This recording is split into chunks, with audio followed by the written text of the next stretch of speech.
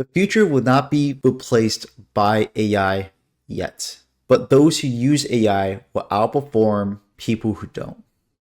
This was a study actually done by Harvard, and my client likes to reference it all the time. And I think it's an interesting way to start off this video because when I'm in talks with a lot of clients and even just like my parents, they talk about or they bring up how, like my dad specifically, he brings up how he's amazed with what AI can do. He was actually bringing up yesterday that he was using Copilot for the not the first time. He uses it a lot. He's he's not that ancient, right? But I want to be clear that he does use it. But he used it and he's like, okay, I got to respond to this email. Why don't I just plop into Copilot based on some of the results I have so I can speed up the process and respond to that? So he did. He kind of sent an email. He sent an email that would have took probably like 15 minutes, 20 minutes, whatever. And then in typical AI fashion, it asked, hey, would you like to make some slideshows on, or like, would you like to do this? And for him, in this case, it was to make some slideshows. And he was like, whoa. He's like, I didn't even think about that, but slideshows would be good so I could present it. And yeah. And so that's what it did. It created it. And what would have took him probably a couple hours to pull like different data and sources together, it created it within like not even a couple minutes. And he had this like big moment of like, wow, this is insane. What is, like, AI is getting to a point that I can't even fathom. Like, I didn't realize it was just like complex or this like had this capability. And so when I see this trickling down to my dad's work, and he's in logistics and he's in, well, more trade compliance, if you don't know what that, if you know what that is. And so it's very more logical side. And so by all means, he does use AI, but we started having a conversation last night where like, is there areas in his work that I could help him introduce AI with? And we started like kind of just jotting out down ideas, started spitballing ideas, and then we came across this one that was very interesting. And he's like, I don't see anyone else doing this. And he's like, if we're able to crack this, then this would easily be like a solution we could provide to the market. And I'm like, yeah, we could definitely do this as a side project. And so, why am I telling you all these stories, and what am I really getting at? Well, it's the field of AI is changing. And it's so interesting. I want to give you a little bit of backstory about kind of my my what I've done, kind of my experience, because I think it really sets it up the frame of where AI is, why you need it in your business, and where the future is going. So I actually started my kind of career into the online space about like 3 years ago, 3 or 4 years ago. I actually was in like a program for affiliating. It was actually Tate's affiliate program, and so I learned like a decent amount. They pretty much sold you on the idea that everyone does, on this idea of like mass level marketing. However, pretty much selling people of being an affiliate for them to get in people. They taught us how to edit. They taught us all this stuff, which is amazing. And so that's really the foundation of what I learned. I learned editing from, and I learned editing. I got pretty decent at it. I was able to scale brands, but not really convert it. And that was the biggest challenge I had, was converting traffic into actual customers. And so I got a couple sales, but nothing like enough to be able to cash out. Nothing I could actually, like, the system required you to have a certain amount to be able to withdraw that money. I didn't make that requirement. I got kicked out after about a year or so, a year and a half. I was kept on saying like, Mom, Dad, I swear I can get this. I can make this work. Didn't.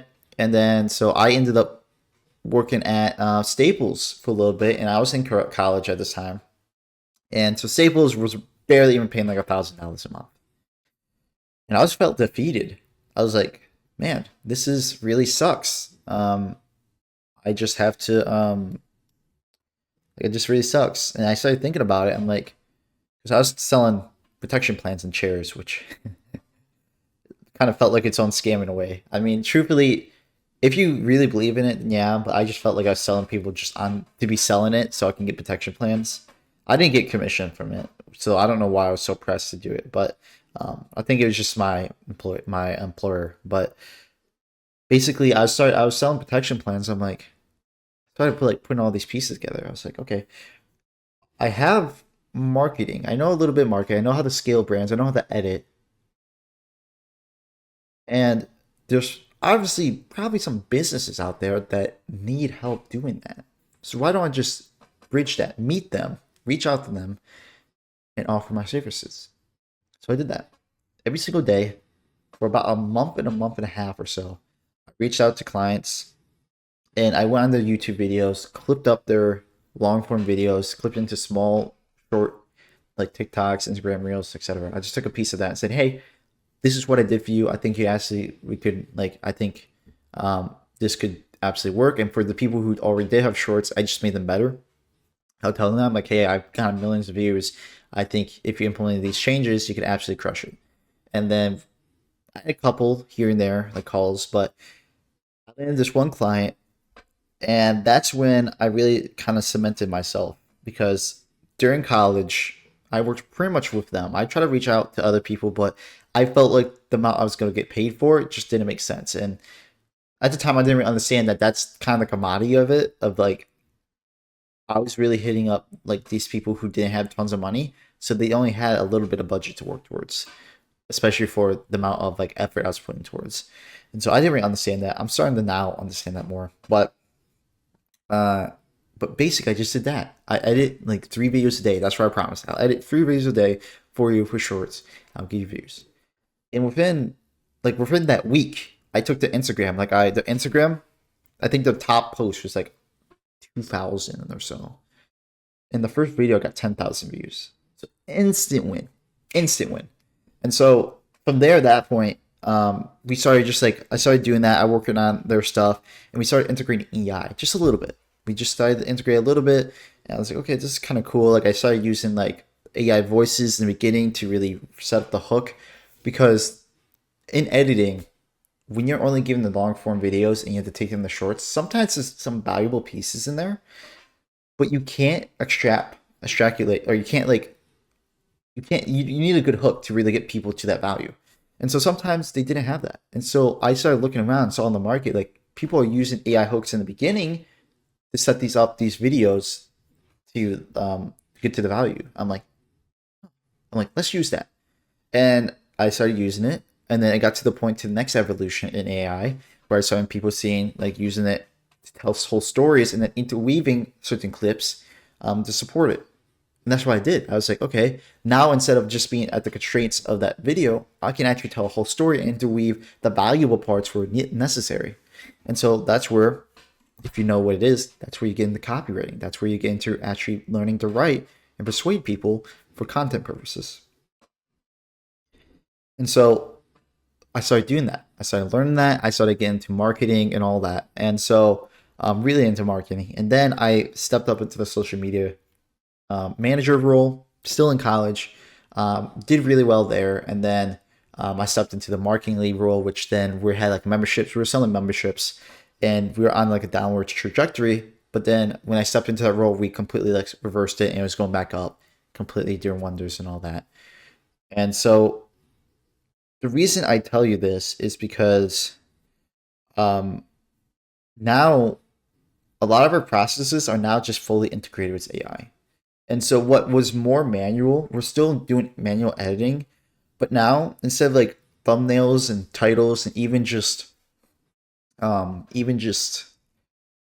scripting, a lot of the scripting, what I'll do is I'll plop it into our AI, this AI system we have that we set up, and it'll basically just take it. It'll look at like what are the top kind of like it'll take an hour or 2 hour long video and say what are the main points here, what are the main implications that could be important to someone, and then I'll take each of those and I'll generate like a script for it, and I'll put that into like a 5 minute video, a 5 minute script. So each of these things could be 5 minutes long. And so at that point, we did that because I found that it was difficult to keep up consistently with trying to make quality videos while also being give important information, especially as one man. And so that's where we started bringing on some editors for this client and all that. And so The idea is that every time I introduce someone to AI, like this specific AI system, I introduce them to it, they absolutely loved it. To like, bro, this is incredible. Like every single person, they like, oh, I didn't realize it was this advanced. I didn't realize it was this like flexible. I didn't realize it was I could do this. I didn't realize I could hook up videos from my competitors, be able to look at those videos, look at what their formats are, look at all that stuff, be able to take those formats, those ideas, those psychology behind it, and apply it to what we're doing. And so the point which this entire video I think I want to get out of, and for you to really kind of take away from this, is that AI is, unfortunately, I don't want to say unfortunate because it is scary. Like there's two camps. You have the people who are going to be absolutely terrified of it, and you got people who see such opportunity with it. And I'm in the boat where I'm more in the unsure, like I'm sure where it's going to go. But I think that's the exciting part is that because it's changing so much, it's cool. And there can be so much changes. And I remember watching a video. I think it was from Alex Hormozi's kind of content strategist. I just watched it the other day. I don't know what the actual was actually his name, but he was saying he's like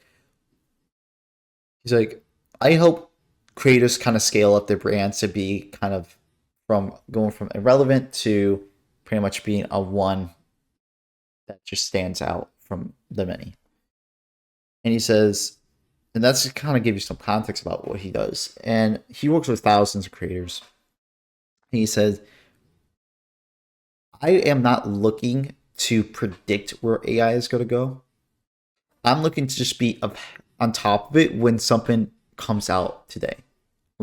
What's in the now, like I'm there to be on top of it. And so I think that's very interesting because that's what we're kind of doing. We know, at least with my clients, we know that the future is going to be AI videos, and it's super hyped right now, but it lowers the barrier of being able to make regular, it lowers the barrier of being able to make um, like high quality videos, high quality like ads, to now just making them in minutes. Well, maybe not minutes, but hours per se. And it cuts down costs by, I mean, I saw this one newsletter where saying that, I forget which agency or which big company was using it, but they cut down their like ad spend by 75, or yeah, pretty much their creation process spend from 75%. So they only had to spend like maybe like thousands instead of like tens of thousands. Imagine how that, like, wouldn't that be valuable? Most likely, yes. You probably say, yeah, I would. And so that's where it's like you're gonna have to go for a lot of like stuff to figure it out, like what works. But it's the fact of staying on top of it. And so my advice to you guys, based on what I'm doing, and obviously I'm not saying that I'm the top agency. I'm not saying that you should 100% listen to me. I take everything with I say it's a grain of salt. I'm just speaking from my experience, and so you should be doing the same. And so you should apply what I'm saying, and if it works, awesome. I'm amazed. I'm happy that it works for you, and that's my goal. If it can impact you, great. If I can make you think in another way, great. And so with this, what I'm kind of getting at is that specifically, you should have your sources, your areas of or sources where you tapped into AI. And what do I mean by this? For me, I have my certain specific channels that I am constantly on top of that gets fed into my feed that says, hey, there's a new update here. Hey, there's a new like video model here.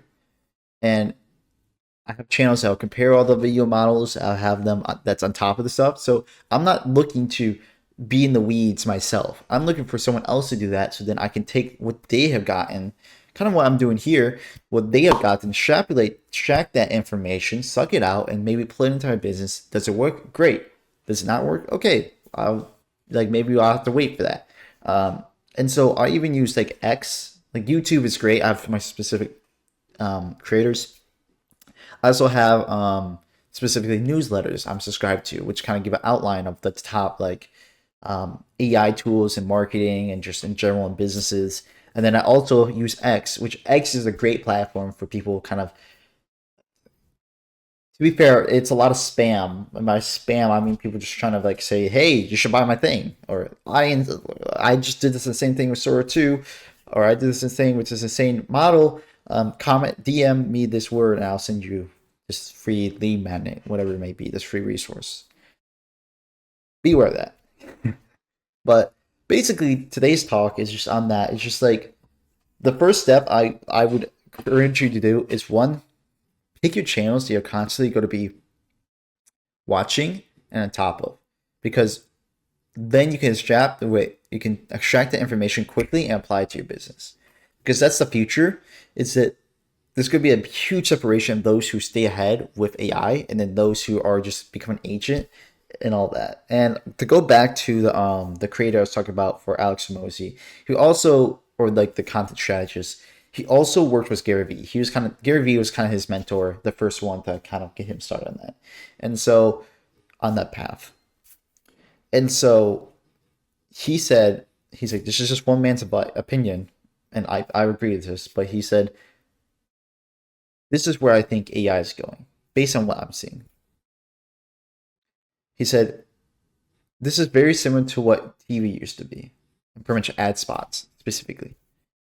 He said, companies would spend a lot of money to put an ad out to a very, very mass audience. And they found that a lot of it, because it was such a wide audience, sometimes it didn't appeal, and honestly, the ad spend didn't make sense.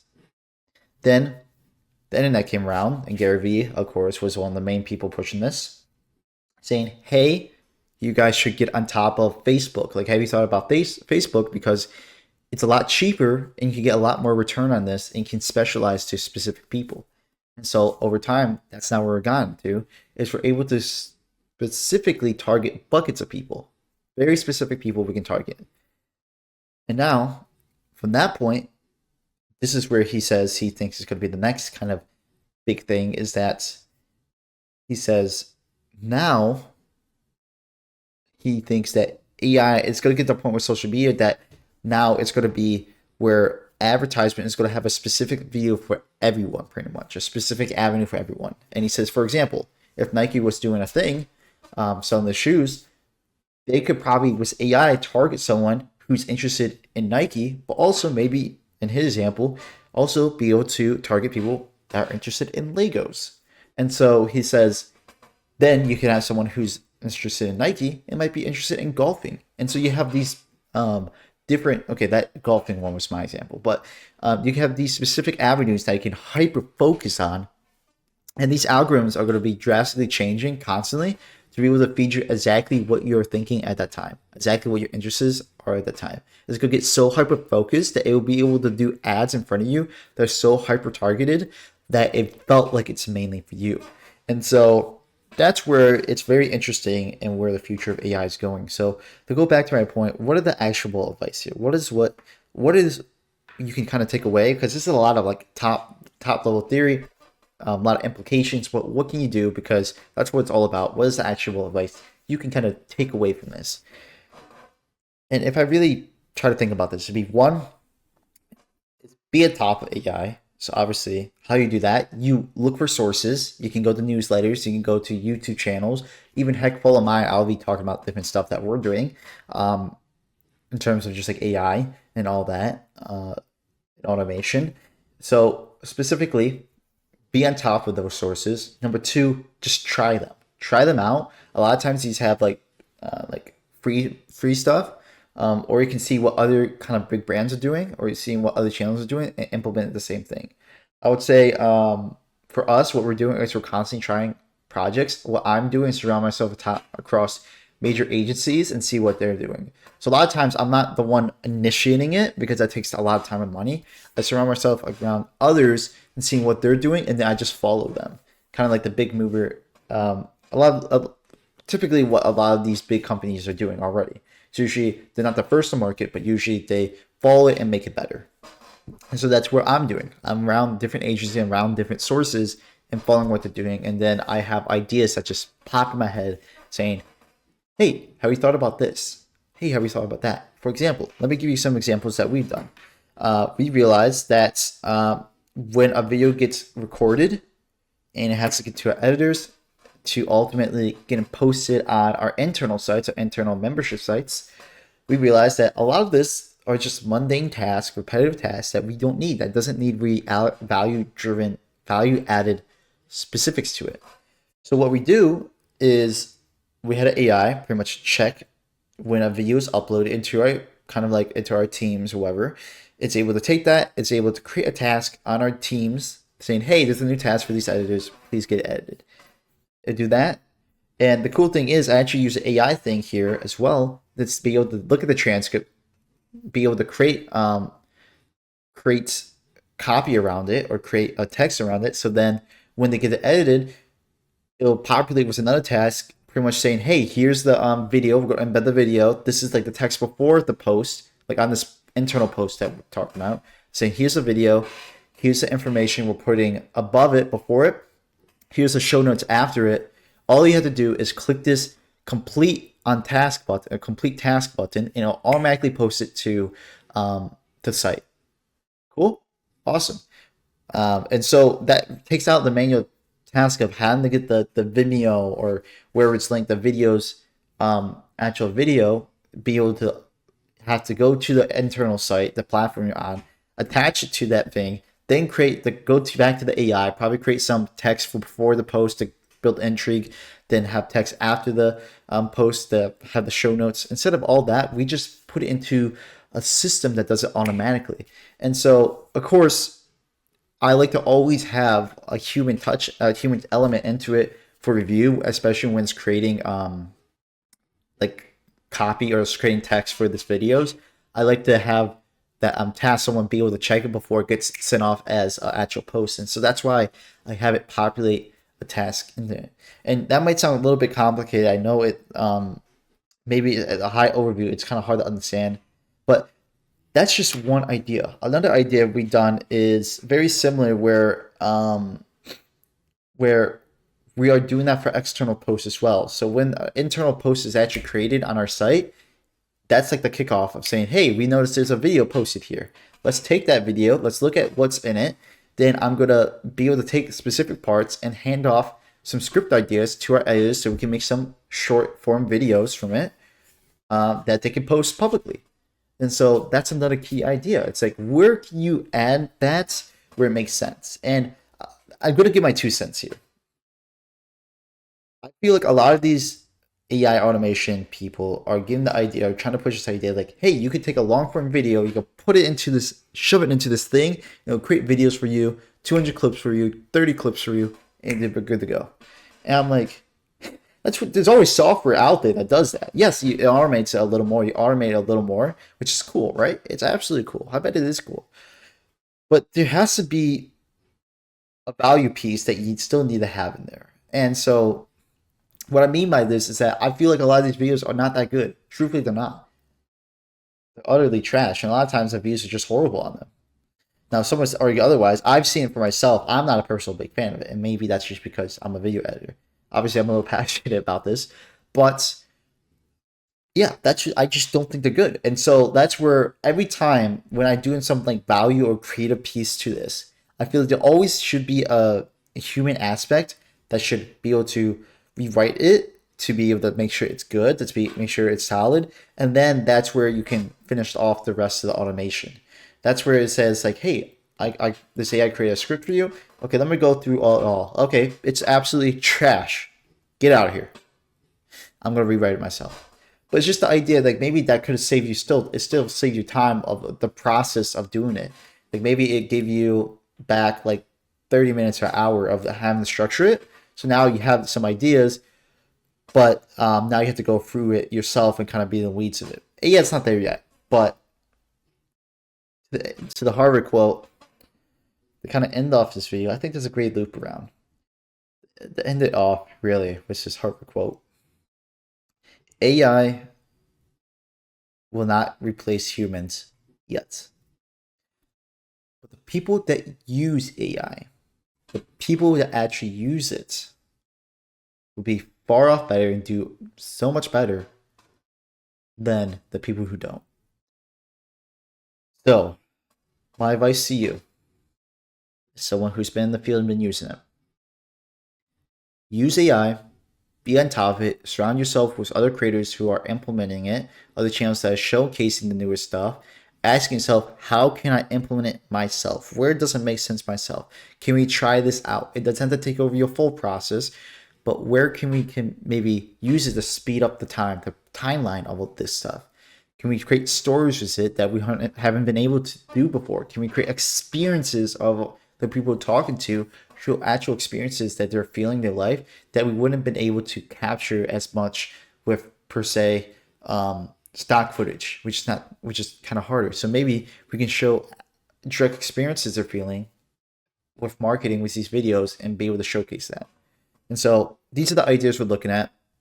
We're looking at automations, this is everything, and hopefully this video is valuable. I know I went on a long tangent here, but it's for a purpose because I really think everything I said here is very valuable, and this is what we're doing our clients' business, and we're stepping towards that. We haven't done full on tests per se. We're looking to use ads, push them as ads, and try out some stuff, which I'll keep you guys updated with. But this is everything we're looking at, and if this is what we're looking at and we're ahead of the curve, I'm seeing tons of people not using it. All these different points of my dad and to just other client and to what we're doing with automation, it makes sense. And so even what Harvard's saying, it makes sense. So I would say get after it, be on top of AI, and make sure you start implementing it. Hopefully this video is valuable. I'll see you tomorrow.